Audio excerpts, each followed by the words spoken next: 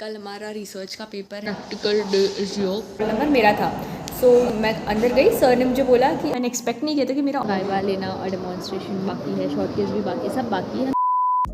So guys अभी dinner करके आई मैं and now I am going to start with health promotion वाला part in community, total geriatrics, women's health, health promotion, industrial और CBR, ऐसे 5 सब डिविजन्स हैं कम्युनिटी सब्जेक्ट में। ठंडी का टेम्परेचर 16 डिग्री है यहाँ पे, तो आप सोच सकते हो कितना ठंडी होगा।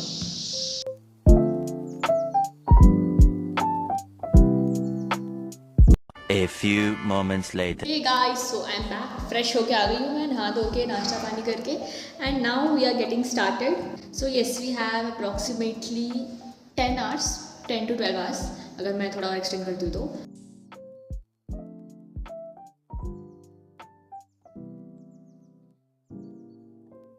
The next day.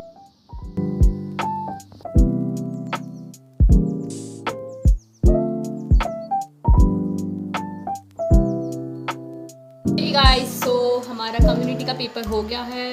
ओकेश था, मतलब not too good not too bad, but yeah मैं मेरे लिए दही लाई हूँ जो भी मैं खाऊंगी. और कल हमारा रिसर्च एंड मेथोडोलॉजी का पेपर है.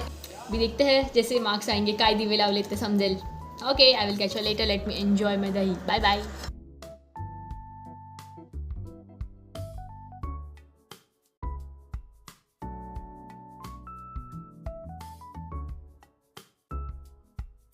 ग्यारह बजे मैं सोने जा रही हूँ. एनीवेज चलो मिलते हैं कल सुबह और देखते हैं कैसे जाएगा paper. Okay, good night.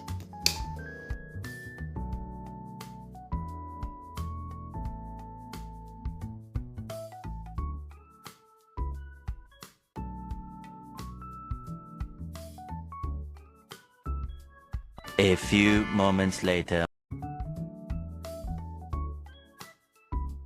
Guys I am making Maggi क्योंकि मेस में ऑफकोर्स कुछ खास है नहीं, ऐसा मुझे पता चला है.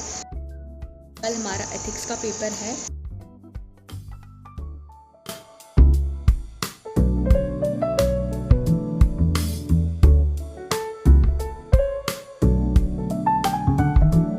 आज हमारा एथिक्स का पेपर है जो 50 मार्क्स का होने वाला है और मंडे को एडमिनिस्ट्रेशन का होगा. ये सारे इंटरनल सब्जेक्ट्स है, इसकी कोई यूनिवर्सिटी एग्जाम हमें नहीं देनी पड़ती. इसकी बेसिकली ग्रेड्स जाते हैं. तो यस, आपको मैं आके बताती हूँ कि मैंने एग्जैक्टली एथिक्स में क्या क्या पढ़ा है. Okay, bye. An eternity later.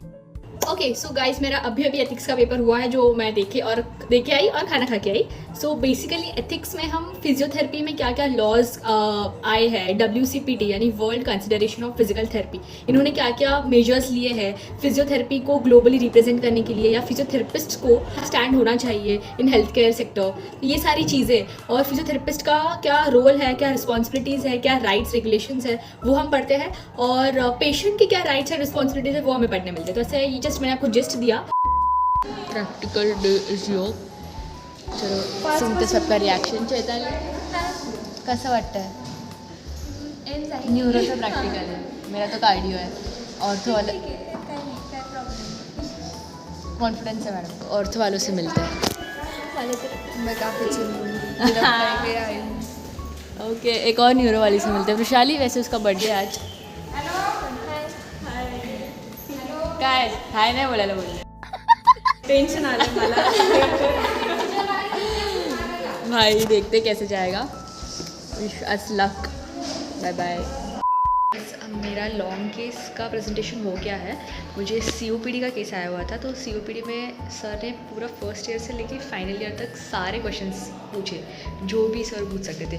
जैसे कि ऑन ऑब्जर्वेशन में मुझे थर्ड ईयर का पूछा कि क्या दिखाई दे रहा है, कैसा ब्रीदिंग पैटर्न है और क्या एबनॉर्मलिटी है, मतलब as compared to normal patient का ब्रीदिंग रेट, ब्रीदिंग पैटर्न, इसमें तुझे क्या दिख रहा है, क्योंकि वो टिपिकल COPD का केस था. चेस्ट सिमेट्री कैसी है और शेप ऑफ चेस्ट क्या है. मोस्टली COPD में बैरल चेस्ट देखने मिलता है, तो बस मैंने वो बताया. और फिजियोथेरेपी के साइड से कौन से इन्वेस्टिगेशंस है जिससे हम पता लगा सकते हैं कि इसे COPD हुआ है. तो यस, ये कुछ क्वेश्चंस थे जो मुझे पूछे गए. एनीवेज अभी हमारा शॉर्ट केस है, 2 शॉर्ट केस होंगे, तो देखते हैं. ऑन द स्पॉट मिलने वाले हैं, वो पहले से नहीं दिए गए क्योंकि सर हमारा नॉलेज टेस्ट करना चाहते हैं. And that's right. देखते हैं कितना नॉलेज है. ओके, मैं आपको बाद में अपडेट देती हूँ. बाय. ओके सो गाइस, हमारा कार्डियो का प्रैक्टिकल हो गया। तो मैं आपको बताती हूँ कि मुझे क्या क्या पूछे शॉर्ट केस में। सबसे पहले तो हमें शॉर्ट केस प्रायर दिए नहीं थे, सर ने जस्ट रोल नंबर वाइज बुलाया और पहला ही हमारे बैच का रोल नंबर मेरा था। सो यस, मैं अंदर गई, सर ने मुझे बोला कि okay, Buerger's exercise is your first short case and second short case is your autogenic drainage. चलो शुरू हो जाओ। सो बर्जेस एक्सरसाइज तो मुझे एकदम अच्छे से आता था।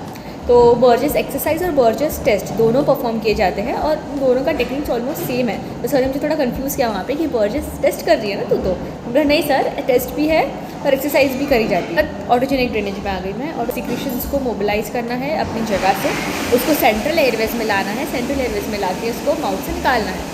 यस, तो ये था उसका पूरा मैकेनिज्म। बट पेशेंट को करने कैसे बोला है वो भी मुझे आ रहा था, बट मेरी गलती क्या हो गई कि मैं वहाँ पैनिक हो गई। मैं पैनिक होने के चक्कर में आधी चीज़ें भूल गई। जितना भी पढ़े ना हम, उतना कम ही लगता है। मतलब कभी पूरा पोर्शन कंप्लीट नहीं होगा मेडिकल फील्ड में। फिजियोथेरेपी में तो भाई बिल्कुल नहीं होगा। You have to keep on studying, upgrading your skills every now and then. मेरा आज कम्युनिटी का प्रैक्टिकल था जो कल से काफ़ी बेटर था कार्डियो से, आई वुड से। और मुझे केस आया था ऑंको का। यस, जो डिटेल्स है मैं आपको रूम पे जाके बताती हूँ लंच करके। Okay, bye.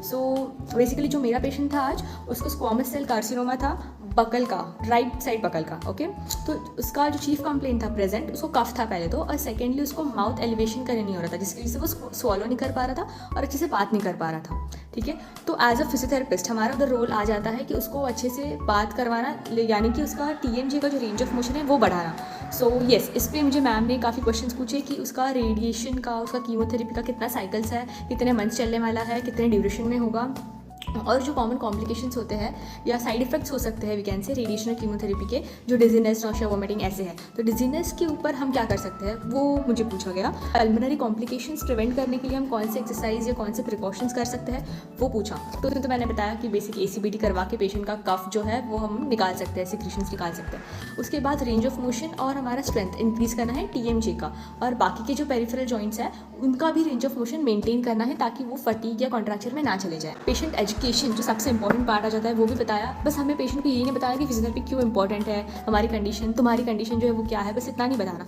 तुम्हारे कंडीशन से क्या साइड इफेक्ट्स हो सकते हैं, रेडिएशन, कीमोथेरेपी की क्या कॉम्प्लिकेशंस हो सकते हैं, ये भी हमें उन्हें बताना है। तो ये सारी चीज़ें आ जाती है हमारे फिजियोथेरेपी ट्रीटमेंट के प्रोटोकॉल के अंदर। ये तो मैंने जस्ट आपको एक जस्ट बताया, इसके अंदर बहुत सारी चीज़ें अभी एडअप करनी बाकी है। बट या ये एक आइडिया था कि 4th ईयर का कम्युनिटी का प्रैक्टिकल कैसे होता है। तो मुझे तो ऑंको का आया था, जो बाकी लोग थे किसी किसी को जीट्स का आया था, जीट्स में भी OA, किसी किसी को रेडिकल मैस्टेक्टोमी का केस आया हुआ था। So yes, it differs. किसी तरह सिनॉप्सिस बाकी है, वैसे कॉलेज में कुछ फंक्शन चल रहा है तो उसकी वजह से थोड़ा डिले हो सकता है। सिनॉप्सिस में बेसिकली जो मेरा रिसर्च है, यानी जिस पे मैं रिसर्च करने वाली हूँ अपने इंटर्नशिप में, उसके बारे में हमें जो पैनल बैठता है उन्हें कन्विंस करना है कि येस, ये वाले इंटरवेंशन से ये जो पेशेंट की प्रॉब्लम है वो दूर हो जाएगी। Next day. Hello guys, so I am done with मेरा न्यूरो का प्रैक्टिकल। मेरे को जो लॉन्ग केस है वो बेल्स पाल्जी आया था। तो बेल्स पाल्जी में मेरा असेसमेंट का पार्ट अच्छा गया। ट्रीटमेंट वाले में मैंने थोड़ा सा फ्रीक्वेंसी, ड्यूरेशन जो होते हैं EMS के, मेरा कन्फ्यूजन हुआ। बाकी it was nice presentation I would say. So basically मैंने सनी प्रो ली थी असेसमेंट के लिए, और जो नॉर्मल बेसिक असेसमेंट हम करते हैं SD कर्व और फेशियल MMT, ये सब असेसमेंट में लिया। और मैनेजमेंट में हम आ गए इलेक्ट्रिकल मसल स्टिमुलेशन में, फेशियल PNF दिया, उसके बाद फेशियल मसाज दिया, और यही सारी चीज़ें लॉन्ग टर्म में मेंटेन करी। और होम प्रोग्राम में उस पेशेंट को बोला गया था कि गॉगल्स यूज़ करने हैं, ज़्यादा कोल्ड एक्सपोजर में नहीं जाना है, ऐसा। ठीक है, और शॉर्ट केस में मुझे आया था preparatory phase for wheelchair transfer, और शॉर्ट केस 2 में था कि GBS के पेशेंट में हम स्ट्रेंथनिंग कैसे करवाएंगे, उसके 2 स्ट्रैटेजीज़। आपको मैम पूछ सकते हैं कोई भी फेज़ जो उनको चाहिए, या आप अपने हिसाब से भी बता सकते हो। मैंने अपने हिसाब से रिहैबिलिटेटिव फेज़ में स्ट्रेंथनिंग का प्रोटोकॉल बताया। सेकंड में आ जाते हैं प्रिपरेटरी फेज़ व्हीलचेयर ट्रांसफ़र के लिए। तो उसमें सबसे ज़्यादा ज़रूरी हो जाता है कि हम पेशेंट का स्ट्रेंथ बढ़ाएं, लोअर लिम्ब का, अपर लिम्ब का और कोर का। उनका जो सेटिंग बैलेंस है वो इम्प्रूव करना है, पर्ट्यूबेशंस देके, रीच आउट्स करवा के। ये स्टैट सेट, ये था मेरा न्यूरो का प्रैक्टिकल। आई होप आपको एक आइडिया आ गया होगा कि कैसे कंडक्ट किया जाता है practical. The next day. So guys, हमारा औरतों का प्रैक्टिकल है आज। This is Chaitali. Hi Chaitali. बस हम लोग प्रिपेयर कर रहे हैं शॉर्ट केस। लॉन्ग केस लिखे हो गया है, वाइवा लेना और डेमोन्स्ट्रेशन बाकी है, शॉर्ट केस भी बाकी है, सब बाकी है। हम स्टार्टिंग के रोल नंबर से फिर भी हमारा बाकी है। साला ये दुख का खत्म नहीं होता बे। Anyways we are waiting for ma'am. Mostly हमारा लंच ब्रेक के बाद ही होगा।